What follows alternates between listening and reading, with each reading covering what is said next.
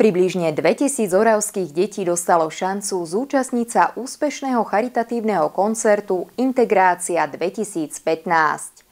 Na pozvanie riaditeľky Zubrohlavskej školy Renáty Grígľovej prišiel na Oravu organizátor podujatia Slavomír Kravčák. Spoločne doriešili potrebné detaily. Nadnárodný charitatívny koncert Integrácia 2015 bude začiatkom septembra v Bratislave. Projekt sa zameriava na vzájomnú toleranciu a porozumenie prostredníctvom rôznorodých aktivít už 7 rokov. Myšlienka vychádza zo spojenia zdravých a zdravotne či sociálne znevýhodnených detí.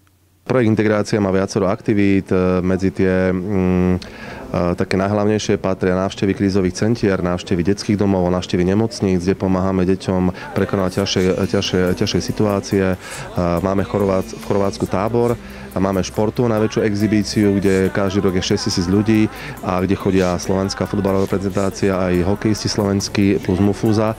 Podporovať túto exhibíciu, no ale našou najväčšou aktivitou je koncert Integrácia, ktorý v tomto roku sa bude konať v Bratislave, v našom hlavnom meste, v Slovnav Aréne, a bude na ňom zúčastnených 11 000 detí z celého Slovenska aj z 5 krajín Európy. Na koncerte vystúpi množstvo zaujímavých osobností. Aj deti z Oravy si budú môcť vychutnať atmosféru plnú nefalšovaných emócií a radosti. V spleti tých známych osobností, idolov, napríklad v tomto roku v bratislavskej Slovnav Aréne sa predstavia hokejisti z NHL, príde Marian Hossa, Marian Gáborík, Tomáš Tatar, príde kompletná celá futbalová reprezentácia, príde Hamši, Škrtel, Vajs, Toch, čiže detské idoly, príde Rytmus, Ego, Mike Spirit, Celeste Buckingham, Dara Rollins, príde Lučnica, EMT Smile, Tublatanka, Hex.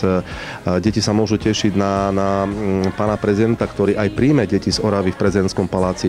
A toto všetko bude popredkávané vystúpeniami aj deti z tých jednotlivých kategórií. To znamená, sa prezentujú deti z detských domov, deti na vozíkoch budú tancovať s Rytmusom alebo s Egom, s Majkom Spiritom, budú ho doprevádzať, takisto zožnú taký istý aplauz ako tých idolí. Organizátori nezabudli ani na charitatívny rozmer podujatia. Vďaka ich podpore a dobročinnosti sa dostane pomoc k ľuďom, ktorí ju potrebujú. Oddodáme rehabilitačné pobyty do nejakých centier, ozdravné pobyty, rehabilitačné pomôcky, nejaké jazykové kurzy. Takže takýmito spontánnymi aktivitami chceme na tie deti vplývať, aby, ako som spomínal, aby mali väčšiu úctu a väčší rešpekt medzi sebou.